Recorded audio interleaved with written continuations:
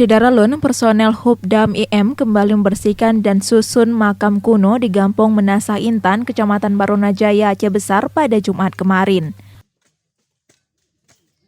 Dalam kegiatan ini juga ikut serta komponen masyarakat, MAPESA atau Masyarakat Peduli Sejarah Aceh, BPBA Polsek Barunajaya, BPCB, Pol PP, Babinsa Koramil 08 Kuta Baru, Mahudam IM, mahasiswa UIN, pramuka, dan warga masyarakat sekitar.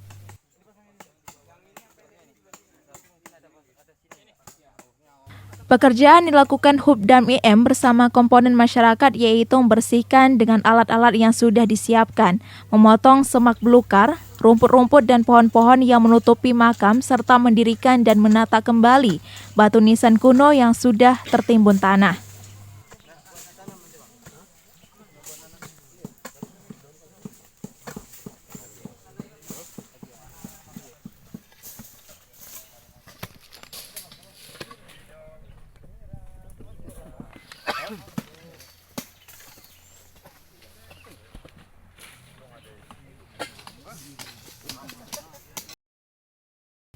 Pembersihan kemudian pindah ke pekarangan warga, yaitu Nur Hayati. Ia meminta bantuan untuk menata makam kuno yang berserakan dan sebagian tertimbun tanah di kediamannya.